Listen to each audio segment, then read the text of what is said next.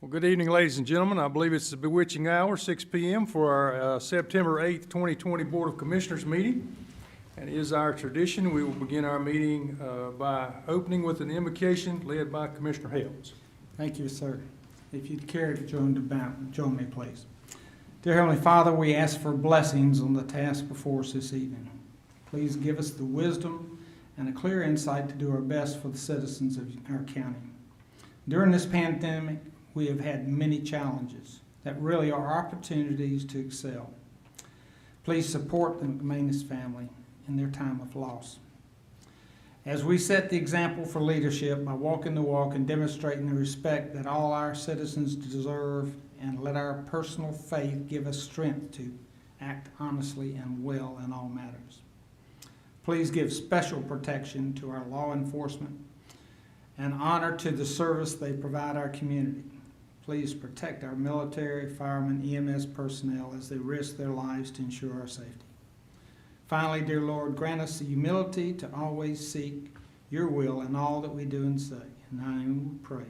Amen. As we honor our country and say our pledge, we've invited a young scout to join us. Herbie Barnett is grandson of Lewis and Sheila Philippi. He's a 9th grader at Myers Park High School and a member of the ROTC. So additionally, he is a Boy Scout in Troop 355. Herbie is working on his Eagle Scout and hopes to complete it in less than 2 years. After his education, Herbie hopes to be a veterinarian. Herbie, if you'll come to the podium and lead us in the pledge, we'd appreciate it, sir.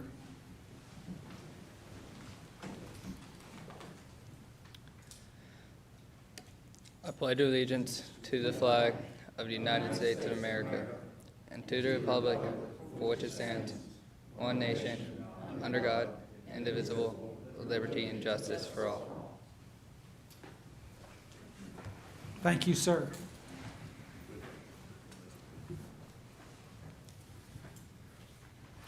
First item this evening is a public hearing for the installment financing related to the Airport Road property acquisition.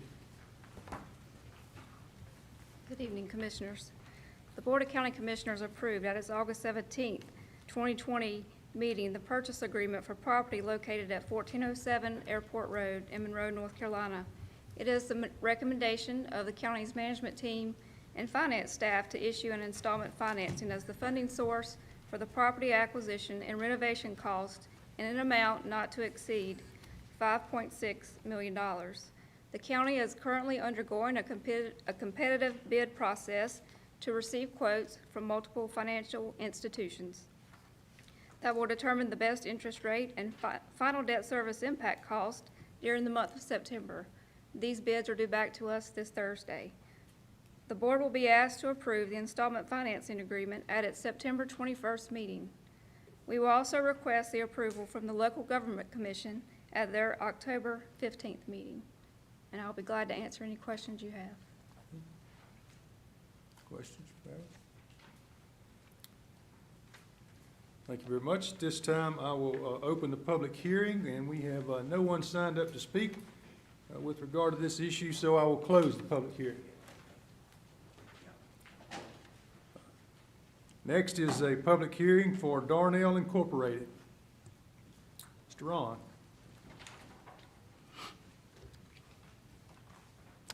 Chairman Simpson, Chairman Simpson, Commissioners, Manager Watson. It's my pleasure to bring before you tonight an Economic Development Incentive Grant request by Darnell Incorporated, otherwise referred to as Project Double. Darnell Incorporated, headquartered in Bogota, Colombia, is a world leader in the production of top-quality food packaging products. Darnell has operated its styrene and pulp-based packaging facility on Airport Road here in Union County since 2006. They currently employ 175 people and they occupy nearly 300,000 square feet. Darnell began conversations with our office last month about the potential investment of $2,500,000 of automation equipment that will enable the company to satisfy not only the growing demand for its current products, but also introduce new products to the North American market. Again, the company is considering a $2,500,000 investment If Union County is the selected location, equipment would be installed and operational in late 2020, and the hiring of approximately 35 people would commence shortly thereafter. The company has indicated that incentives are a very important factor for their project, and the project is in competition with other corporate locations in South America. Tonight, we are requesting your consideration of a Step 1 Economic Development Incentive Grant in an amount not to exceed $47,500 that would be paid over 5 years beginning in fiscal year 2022, based upon the Union County Tax Office's appraised value each year on the company's anticipated investment of $2.5 million. Based on this investment and holding all other factors constant, including depreciation, the company would pay estimated ad valorem taxes on that new investment of $91,362 over that same grant period. Of course, actual tax revenue to Union County will be based on the current tax rate applied to the assessed value of the investment each year after depreciation. We presented this project to the Monroe Union County Economic Development Board of Advisors at their August 4th meeting, where they unanimously supported our bringing the project to you tonight for your consideration. As we do with all of our projects, we performed a cost-benefit analysis, and this investment shows a 2.10 to 1 return over the 5 years of the project, which is the grant period, and then that increases to 2.21 to 1 return over the life of the project. Last week, we presented this opportunity to Monroe City Council at their regular meeting, and a similar economic development grant was awarded. Therefore, the Monroe Union County Economic Development Board of Advisors and staff recommend the award of this Step 1 performance-based incentive grant to Darnell Incorporated in an amount not to exceed $47,500 in order to help secure this $2,500,000 investment. At this time, I'd like to recognize a couple of the leaders from Darnell. I have with us Mr. Phil Jones, who is the president, and Mr. Robert Guy, who is chief people person with Darnell. So these two gentlemen are available for any questions that you have, and as well am I. So thank you. Was that Dodd? Last name Dodd? Was that right? Robert Guy. Guy. Guy, G-U-Y. I'm sorry. That's right. Questions? Thank you, Ron. At this time, I'll open the public hearing. We have no one signed up to speak, so I will close the public hearing. Takes us to our informal comments. We had no one sign up this evening to speak, so that will take us to our additions, deletions, and our adoption of the agenda. I would like to request moving item 9 off of consent, if we can.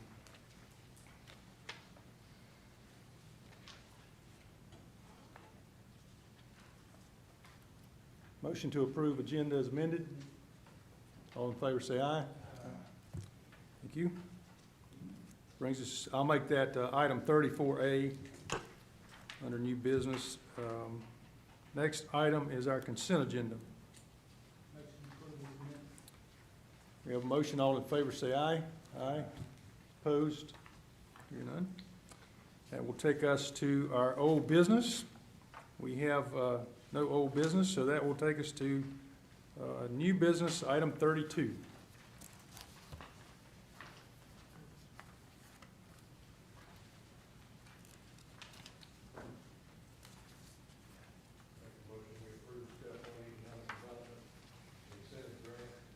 Darnell, Inc., Project Double in support of purchase of new manufacturing equipment related infrastructure at its facility on Airport Road in an amount not to exceed $47,500 over a 5-year period beginning in FY 2022, and authorize county manager to approve an agreement with Darnell, Inc. pending legal review. We have a motion, discussion. Hearing none, all in favor of the motion say aye. Aye. Opposed? Thank you very much, Mr. Jones and Mr. Guy. We thank you for your interest in Union County. Thank you. Item 33, presentation and overview of broadband in Union County.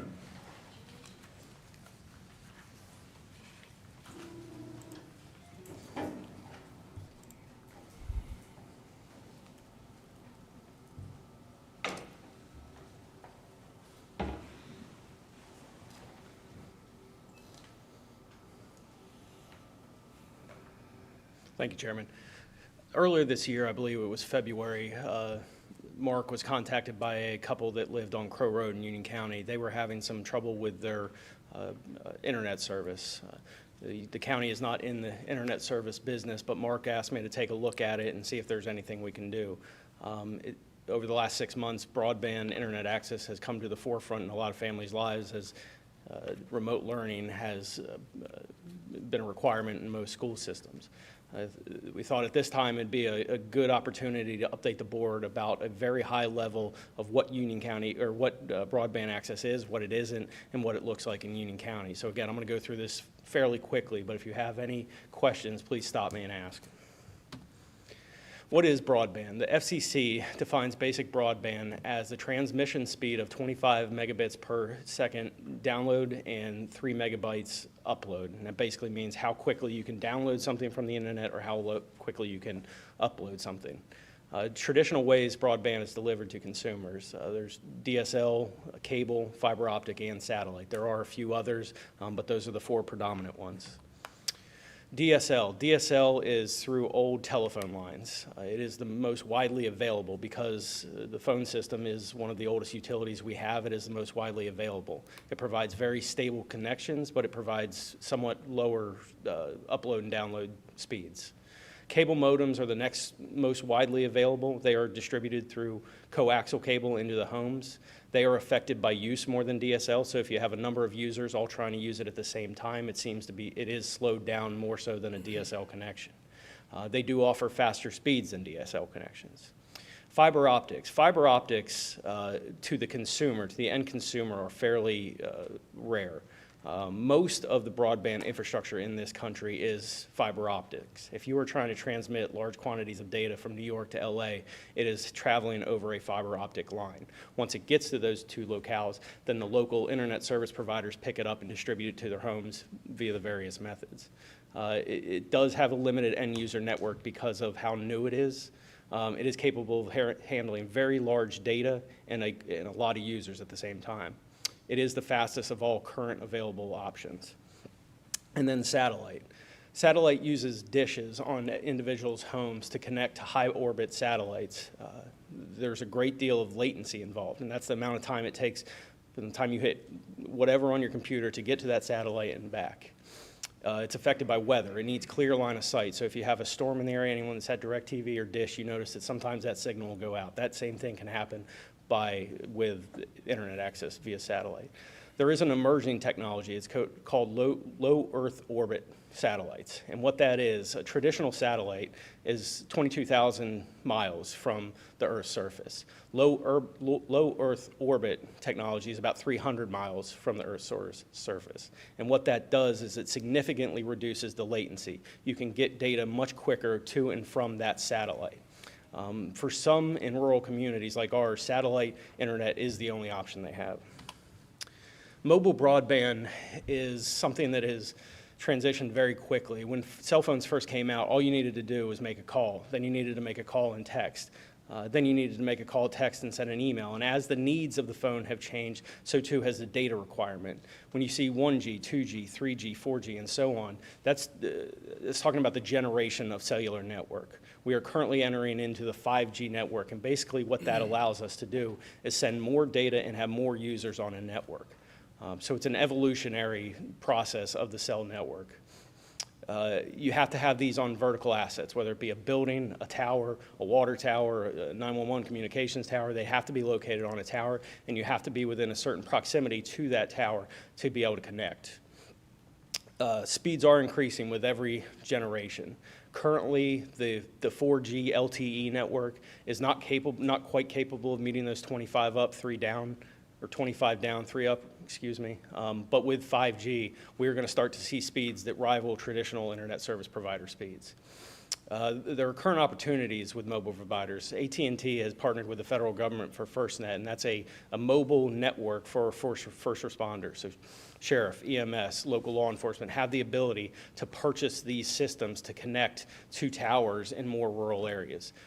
So if you're patrolling a large area, you can have a hotspot in your car and be able to connect to the internet no matter where you are, assuming you can connect to one of those towers. AT&T also offers a a SNAP benefit discount. If you are on free and reduced lunch, you qualify for a reduced rate for broadband access. Michelle and I met with an AT&T rep a couple weeks ago, and they understand the situation. They understand that most families are struggling to pay their bills, and they are looking to do what they can to try to provide faster internet service. This is from the North Carolina infrastructure website, and there are 8 metrics used to rate a county's availability score for broadband access. I've only listed 5, the other 2 are fairly technical, but you can see 98.5% of the citizens in Union County have access to 25 down, 3 up.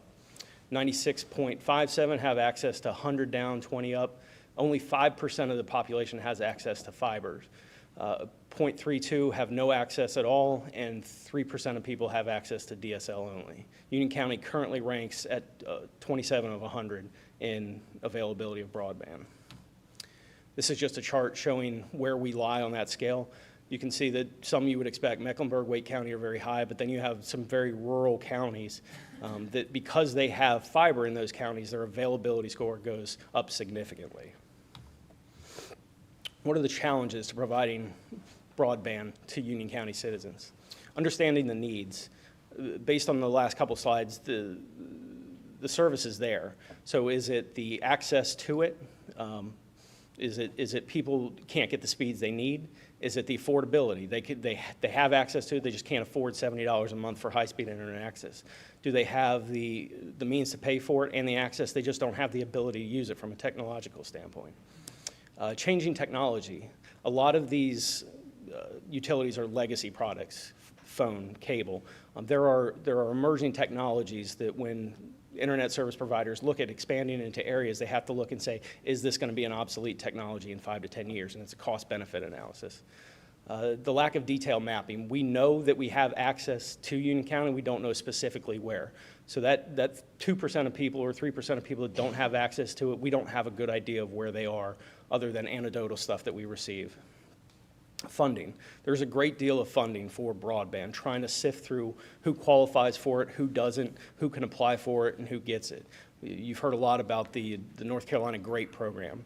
Traditionally, that has been for Tier 1 counties. They have opened up for Tier 2 counties, and they also open it up for Tier 3 counties based on certain census blocks. A block group is a very small area within a county, so there are certain census blocks within Union County that are available for this funding. We just don't know, is it the need, is it the affordability, or is it the availability that we need to solve? We do not have the ability to franchise with internet service providers. Historically, towns and counties could enter into agreements to say, we're going to pick you as our internet service provider, but we need you to run additional lines and input resources into this community. We don't have that ability. We need to, yes, sir. I believe I talked with Manager Watson about that, and the General Assembly took that privilege away from us in 2012 or 2014, and they used to pay us for that franchise fee. And Yes, sir. just wanted to insert that. Maybe it could be turned around. We need to partner with our local internet service providers to find out exactly what they offer. It was a surprise to me and Michelle that AT&T was offering that SNAP benefit. So there probably are a lot of things offered by these internet service providers that we just don't know about. If we know about them, we can help communicate them to the general public. There's a limited customer base in rural areas. These are businesses, so when they look at an area, they need to know that there's enough customers that are going to come on to the system to justify the expense of running it to that areas. That is where local governments and state governments can help to bridge that gap. It's something that does happen, but relying on the internet service provider to do that alone is sometimes difficult for them to absorb. The state has a community broadband planning playbook, and you can see up there that the steps are, you form a planning committee, you identify your assets and the needs, you build the network, you connect with partners, and then you adopt policies to affect whatever change you want to see after figuring out what it is you are trying to solve. So I think that's the end of it. Again, that was very high level, very quick update on broadband, but I can answer any questions you all may have. About a year ago, I had a little issue that involved smart meters. Most of you are aware of it. But the one thing I would appreciate you maybe checking on is those smart meters communicate with Duke Power through the power line. And I know years back, they were talking about broadband would be delivered one day over the power lines. Since we don't have a franchise and they're not a utility, could you ask the powers that be, what would be the possibility of getting internet over from the utility electrical utility suppliers? Because everybody has a power line run to their house. And as far as size, it's much larger than any fiber optic cable. Yes, sir. We can, that is one of the emergency technologies out there, is providing broadband over power lines. It So we is. can reach out to Union Power and Duke Energy to see exactly where they are in that development.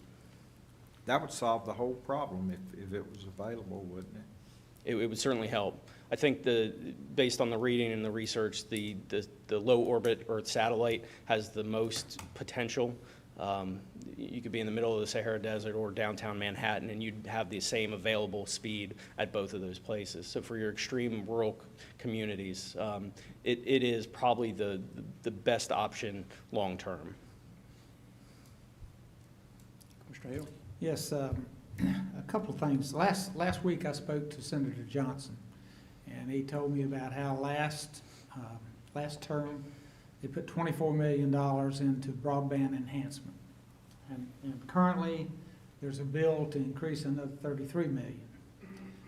And I hope we're going after our share, because I talked to some citizens down in Sandy Ridge, and where our children are turning in their homework on DSL lines, and the school's saying, we didn't get it, and they're getting punished for it. And that's, that's unacceptable, to say the least. And if they want to know where the customers are, ask the schools. Because we proved right now, our children are some of the biggest users that need the internet in the state. So I'd appreciate anything you can do in there. Yes, sir. Thank you for what you're doing. Mr. Rushing? And yes, as a parent, I'll confirm that issue with the online learning. We have that same problem at our house, where kid turning in their work and it's not being received from the school system. That's with Union Academy.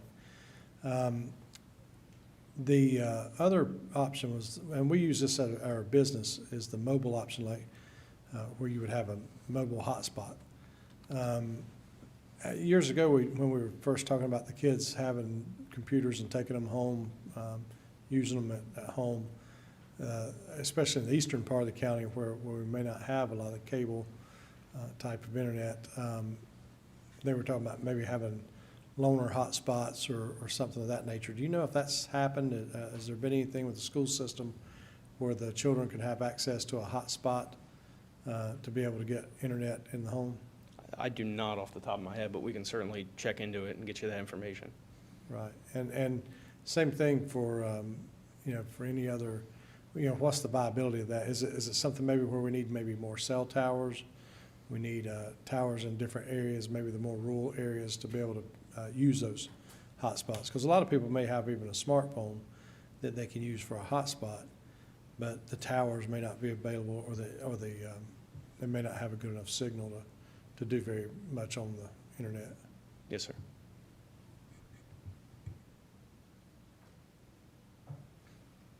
Thank you, Patrick. Yes, sir. John?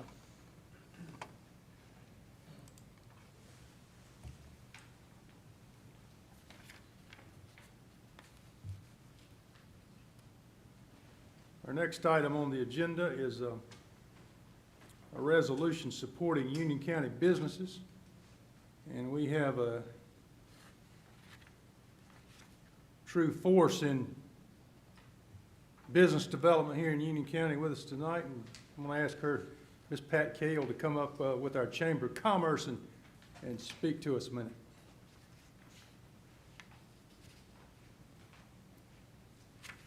Thank you, Chairman Simpson, for those kind words, as well as this time on your agenda, and fellow commissioners, thank you. As you know, the last few months have been very difficult for not only our community, but our country, our world. And one of the areas, the segments of our population that have been affected the most are small businesses. They employ and create jobs for our residents. Their taxes support our infrastructure. And of course, they, like many of you who are small business owners, also support our nonprofits who are dealing with those most in need. And yet they have been impacted greatly. So recently, County Manager Watson and I had a conversation asking you all to consider a resolution leading, actually, our community in stating the importance of small businesses and Union County businesses and your support of those. Also, as a county, being sure that we are looking at Union County businesses whenever that opportunity exists to do business with them so that our tax dollars support local businesses. The other part of that is that we think it's so important for you all to lead the way because we're going to ask other municipalities and other organizations to do the same. And so we're asking you as a chamber, with the thousands of people that our business members employ, to consider this resolution as a leading opportunity for our community to state the importance that small businesses and Union County businesses have to our community. And lastly, we're delighted to hear that the staff has looked at opportunity perhaps to create some grant opportunities for these small businesses here in our community who need those. I received a call today from a small business owner who's in the catering business, and his question was, what's available for us and what's going on in Washington to help me? And so my hope is that I'll be able to call him soon to say, well, maybe Washington still is working on getting their act together, but Union County is already doing something. So I want to say thank you, and certainly I'll answer any questions that you might have of our request of you. Thank you, gentlemen. I appreciate it. Take this opportunity to read the resolution. Resolution of the Board of County Commissioners of Union County supporting Union County businesses. Whereas Union County, North Carolina is a political subdivision of the state of North Carolina, and whereas the County of Union is recognized as center for agribusiness, industry, education, and a desirable quality of life, whereas Union County businesses drive our robust local economy and the excellent quality of life we have come to know, whereas in response to the COVID-19 pandemic, the governor of the state of North Carolina declared a state of emergency on March 10, 2020, and has since issued a series of executive orders restricting the normal activities of our residents and businesses. Whereas the County of Union understands the critical role that each business plays in our local economy, and that the COVID-19 pandemic response is causing a detrimental impact on our local businesses. Whereas businesses in Union County create jobs for thousands of residents, pay taxes that support the infrastructure and services upon which our residents rely, and support local nonprofit organizations that assist those residents most in need. Whereas the County of Union takes special notice that there are many local businesses that are recognized as among the best in their class for their products or services. Whereas the County of Union believes that community support of local businesses and existing industries is imperative to retain the health of those companies and the income opportunities they provide to Union County residents. And now, therefore, be it resolved that the County of Union strongly supports the Union County businesses, has led and will continue to lead by acting in support of Union County businesses at every reasonable opportunity, and encourages all Union County residents and businesses to invest in supporting one another during this historically crucial time. This, the 8th day of September, 2020.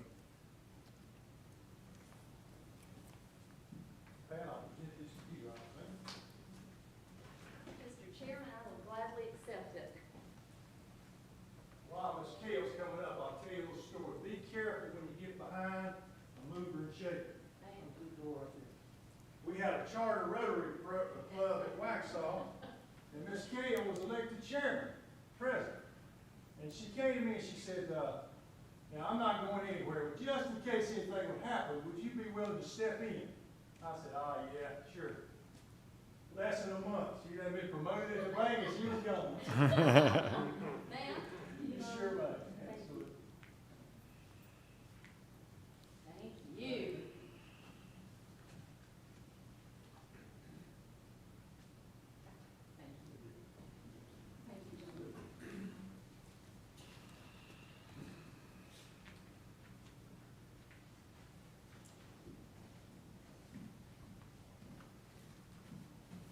Manager, did we cover that topic significantly, or is there some? We did, but I'd like, Yeah, we did.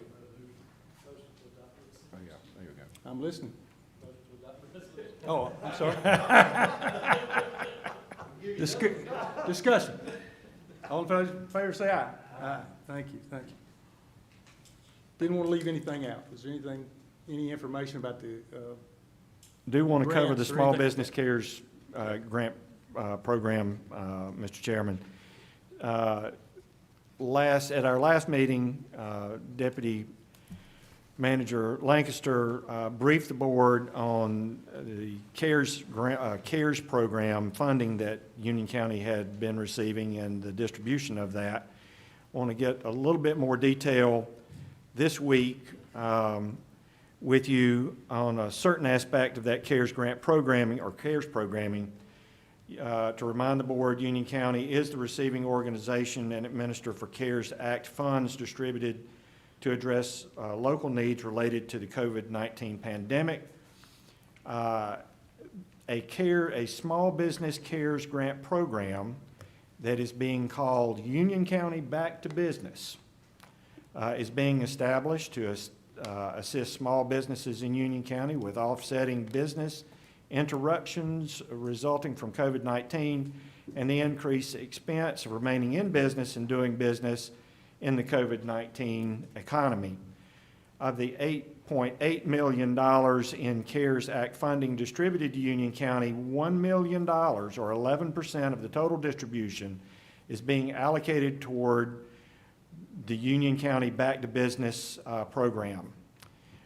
These CARES Act funds are only available until December 31st of 2020.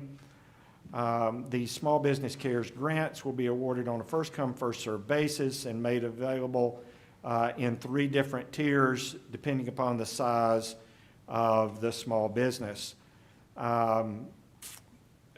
The small business grants will end when all available funding has been awarded.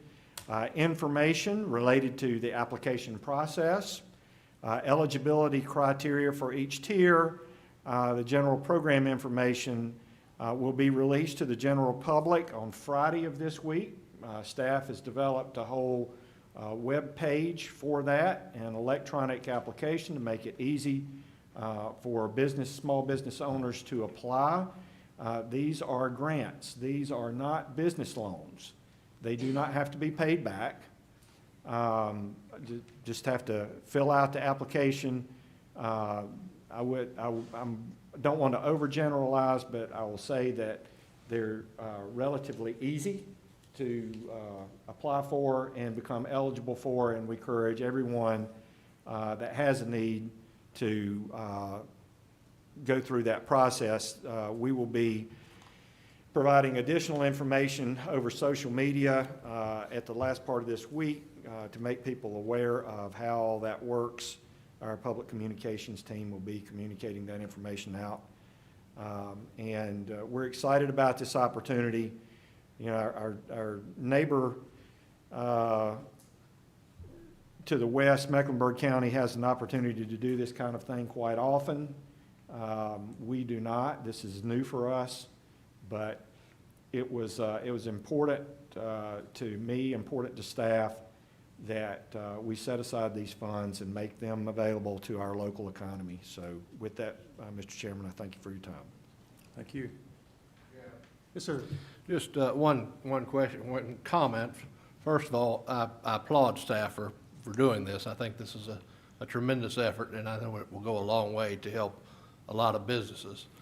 Since we do have Ms. Kale in the audience, I wondered if it might be appropriate to perhaps partner with the chamber to help get this message out.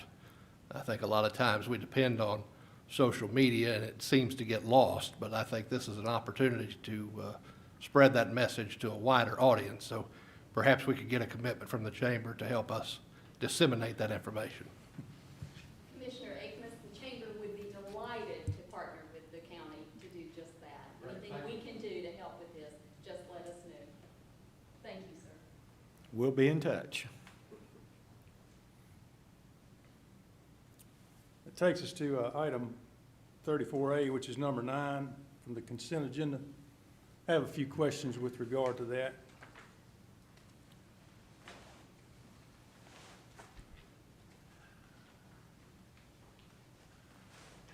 Good evening, sir, commissioners, Hung Yee, Public Works Administrator. I'm happy to answer any questions you have. I guess, Hyung, my question, in reading the background information here, it says Public Works targets completion of a comprehensive water and wastewater management master plan approximately every 10 years with an update after 5 years.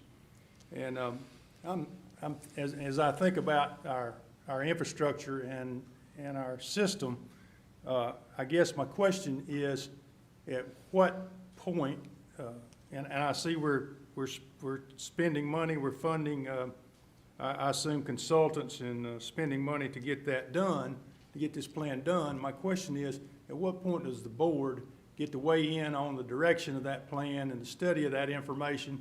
And my point is, I would prefer to be involved in that sooner rather than later. I completely understand your interest in that. In fact, as staff, we've had several discussions about how exactly we do involve the Board of County Commissioners in this process. And I can tell you that we're not going to wait 18 months till we're done and hand you a product that you've had no chance to weigh in on and provide direction to. So along the way, there'll be several checkpoints. And what's not included in here is sort of a calendar with those checkpoints or milestone dates that shows you where we are making progress, and then we'll have regular check-ins with the manager and his staff in the manager's office, as well as the Board of County Commissioners, to show you how we're going about the process of developing the plan, but two, also to get your input, because I know that it's important to you, as to how you want us to go about developing the plan for Public Works. So I don't know if that's enough detail for you. Well, no, just one item comes to mind for me. I know in our current water delivery system, there is, and this may or may not be a part of this plan, so correct me if I'm wrong. There is a main transmission line. It runs from the water plant when constructed down into the eastern part of Union County. That's correct. And my concern is that we maybe have that leg of transmission too far out in terms of the overall plan, and we probably need to move it up, or I would like to move it up much closer in that plan. Well, if it's all right with you, I'll take what you just said as input and make sure that the consultants, Brown and Caldwell, which is an engineering firm that specializes in master planning, that they take that as input. And that's my interest. It's a little bit like DOT, you know, which that's out 5 and then 10, and before you know it, it's so far out you can't see it. So I want to make sure that doesn't happen. I want it up front. Yeah, I think right now it's slated to be built around 2028. But we'll look at that and see what we can do to make sure that your interests get met. Okay, thank you very much.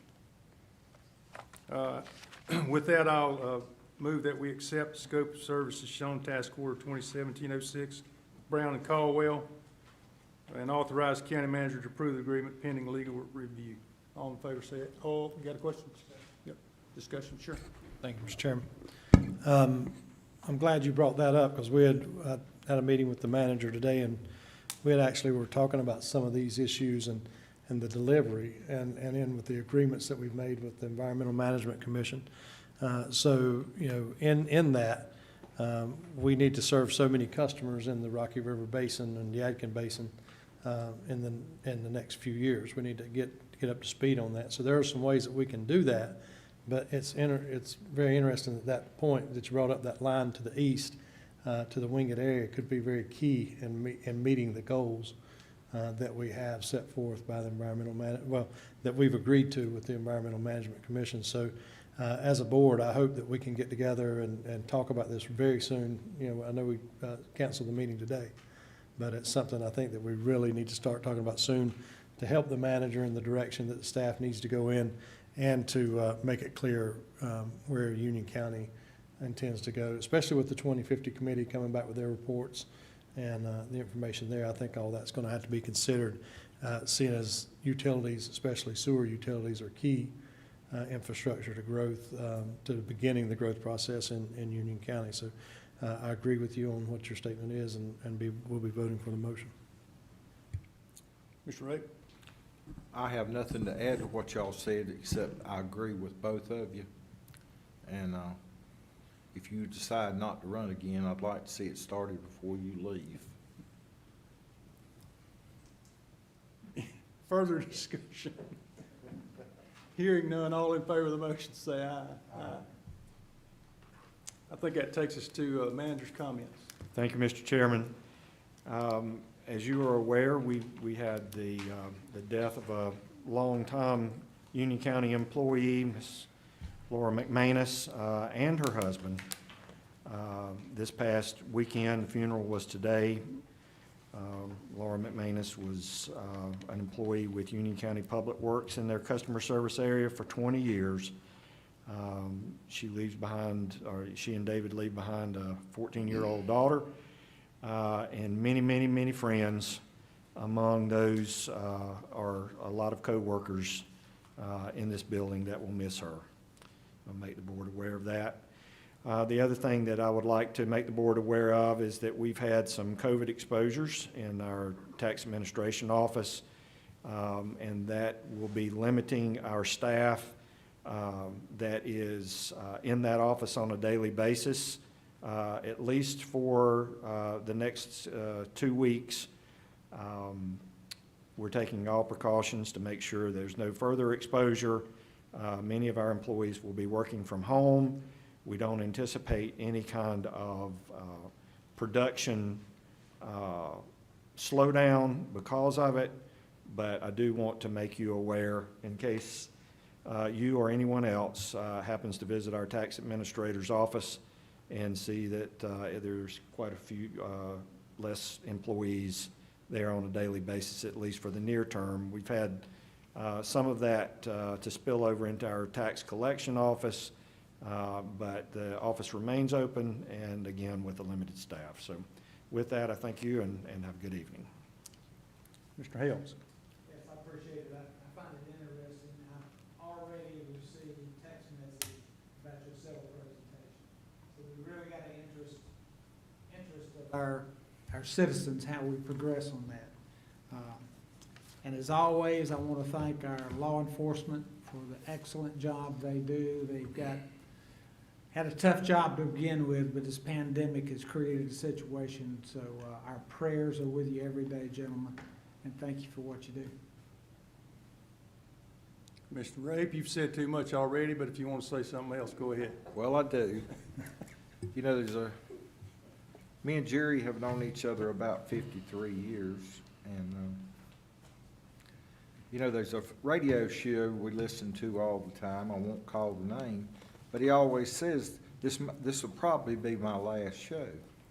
And my sister-in-law said, did you hear about that radio personality that he got fired? I said, no, he didn't. He says that every day.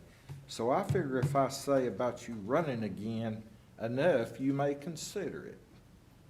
And I've told you never say never. But thank you to law enforcement, EMTs.